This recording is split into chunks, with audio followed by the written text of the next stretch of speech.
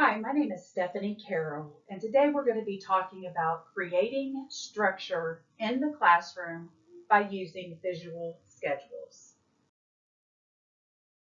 Do you have students who don't know where to go,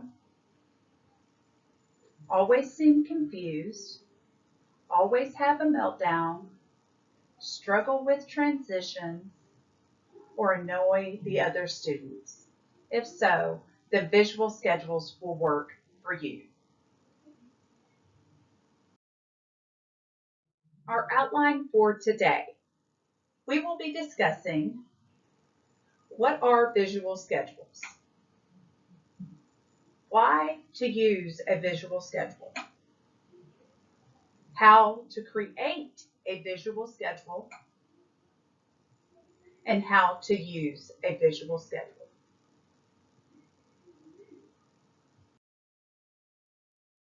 What are visual schedules?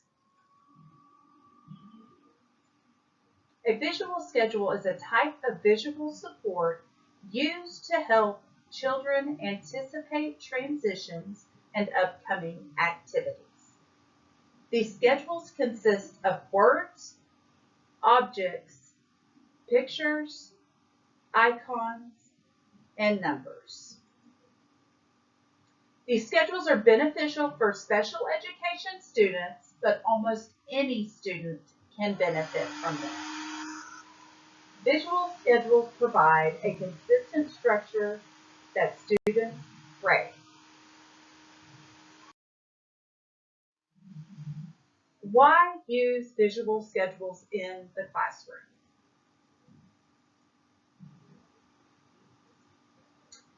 They create independence. They teach time concepts, sequencing, responsibility, and planning. They provide organization, structure, and predictability. And they ease transition and reduce anxiety.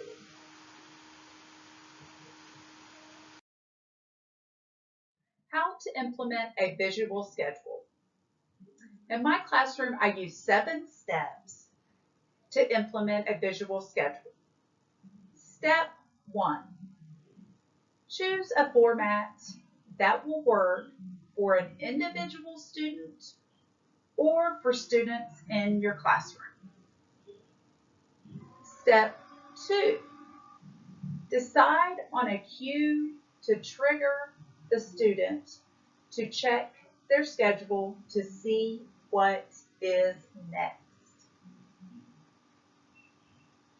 Step 3, model how to use the schedule. Step 4, reinforce using the schedule correctly. Step 5, fade the reinforcers back so that the students are not dependent on the reinforcer to use the schedule.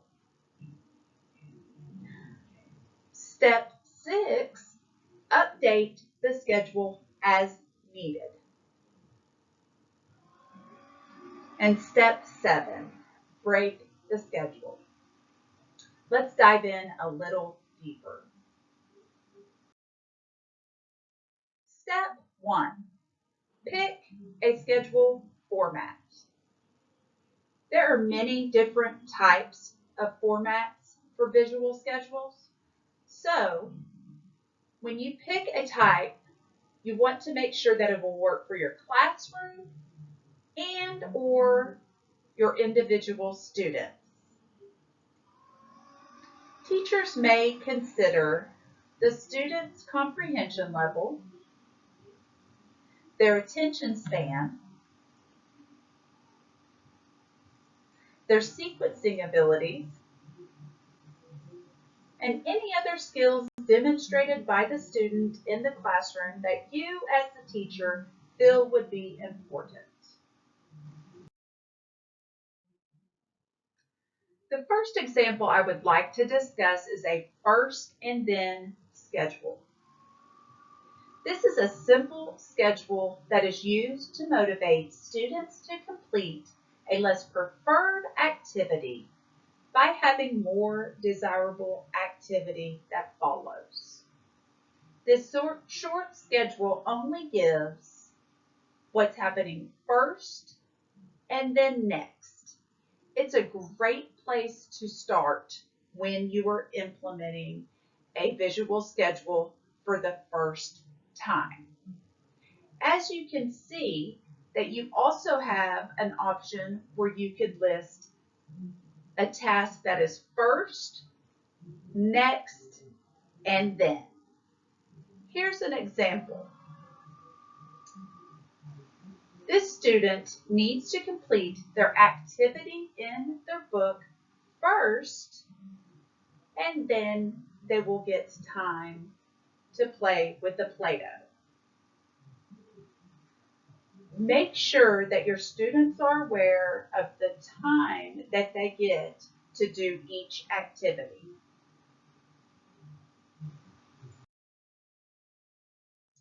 The second example of a visual schedule I would like to discuss is a classroom schedule. This schedule should be posted in the classroom where everybody can see it.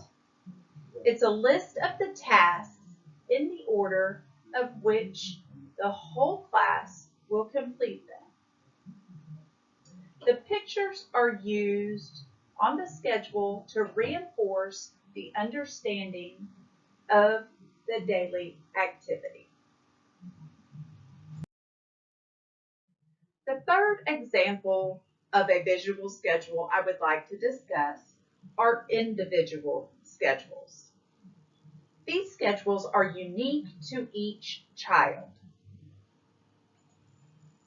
There are many styles, so you will want to figure out what fits each student's needs. Here are some examples of individual schedules. Number 1, this is a blank daily schedule. It has a column on the left for to do and a column on the right for all done. You will want to put the daily tasks for the student on the to-do side. You can adhere these with a piece of Velcro by using a picture or a word. In the all done column, you can either move the Velcro once the task is completed, or the student can just simply check the task off once completed. Number 2 is an example of 4 picture cards of the activities for the students. And they have a finished column on the right.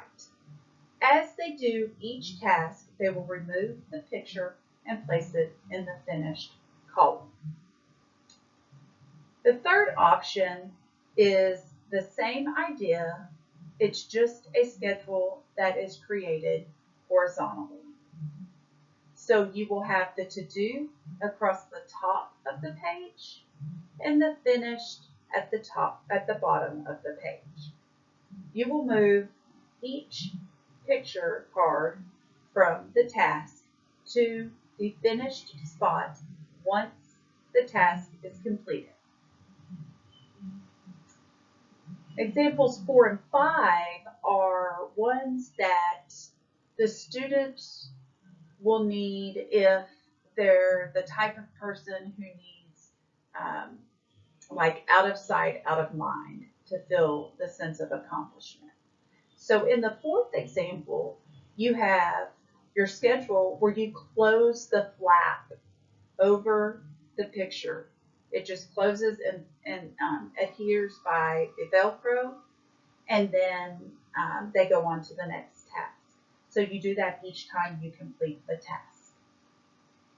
Number 5 is a schedule that is placed on a wall, and everybody's got a strip of Velcro which you will place the tasks for that student for the day. And as the student completes the task, they will just place it in the pocket below. Things to consider. When creating individual schedules, you will want to consider: how does the student process information? Can the student move a Velcroed picture from one side of the schedule to the completed side? Do they need to check off each task when completed? Or do they need to remove the task and put it away so it is out of sight? Step 2. Pick a cue phrase or prompt. Decide on a cue to trigger the student to check the schedule to see what is next. This can be a verbal or nonverbal cue. Some examples are: just tell the student to check your schedule, or tap the student's desk. You can always point to the schedule in the classroom. It doesn't matter what type of cue you use, as long as you are consistent. Recent research confirms that shifting from verbal prompts to visual prompts can increase the student's independence and engagement, as well as decrease the need for adult supports. Step 3. Model how to use the schedule. It is important to show how the schedule is used so that the class will know what is expected of them. First, give the cue to check the schedule. Next, model checking the schedule like the student should do. Then, point at the task that is going on, indicate completion of the task, and point to what is next. Remember that this might take a couple of days or even a week to get the student to grasp the concept of how to use the schedule. Step 4. Reinforce the schedule. Use extrinsic and/or intrinsic reinforcers to reward a student when they use the schedule correctly. I know we all know what these are, but let's just review just in case. An extrinsic reinforcer is a reward that you can earn. So a piece of candy, a sticker, or free time on a computer. An intrinsic reinforcer are things that make a student feel good, like telling them that they did a good job, or allowing them time to read a book because it makes them feel good. Reinforcers help teach students to use the schedule instead of depending on the teacher to prompt them. It is important to have repetition and consistency for the student to become independent. A token economy is one way that you can reinforce the schedule when it is used correctly. It is a visual reward system that is used to reinforce good behavior or completion of a task. Here is an example. This student is working for time on the swing set on the playground. The student must receive 3 stars in order to get the reward. So, every time the student uses their schedule correctly, a star will be given. Once 3 have been received, the student will receive the time on the swing set. This can also be used to reinforce good behavior.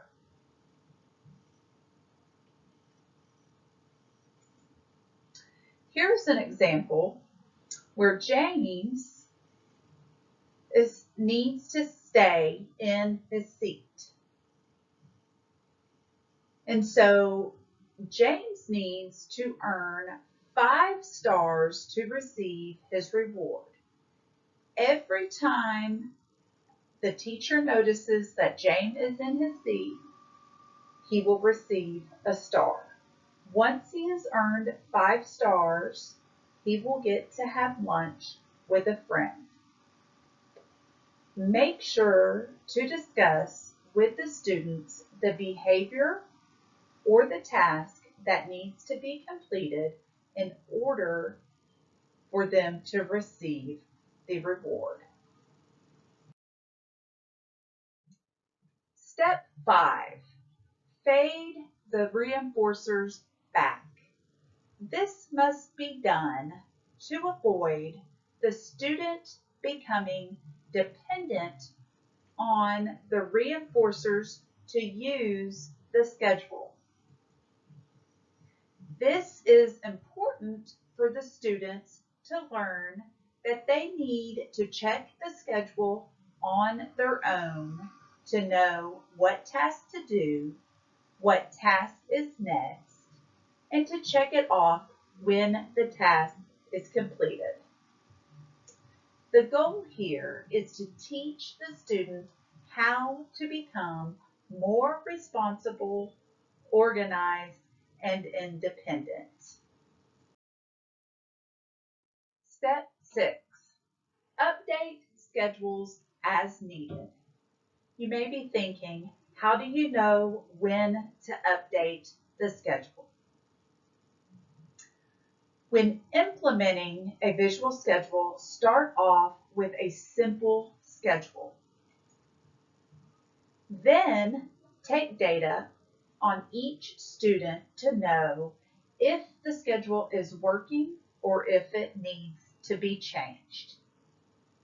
Consider how much time the student needs between tasks. That will determine the length of your schedule. Then remember to update the schedule as students' needs change over time. Step 7, break the schedule. I know that goes against everything I've told you up to this point, like consistency is key.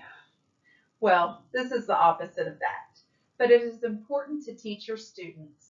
Sometimes plans change at school or in a setting, and they need to know how to adjust appropriately. Students who use visual schedules can become so used to routine that if there is a sudden change in the schedule, they will not respond well. We've all had those students who have a meltdown every time there's a simple change. Well, it's the teacher's responsibility to teach the student how to adjust when there is a schedule change. Breaking the schedule allows the teacher to teach the student how to respond in a controlled setting on how to react to the changes to the schedule. Time for a quick review. Today I shared with you what are visual schedules. why to use a visual schedule, how to create a visual schedule, and how to use a visual schedule. With that, we discussed 7 steps that I use to implement a schedule.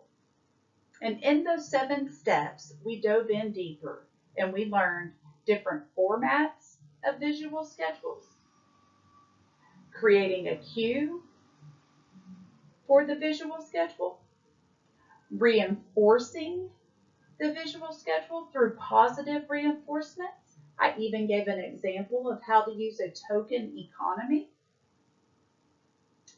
You also need to remember to fade the reinforcers, update the schedule as needed, and break the schedule to teach the student how to handle change. Thank you for listening to my presentation today. Here is my contact information. If you have any questions, you may reach me at any time by phone or email.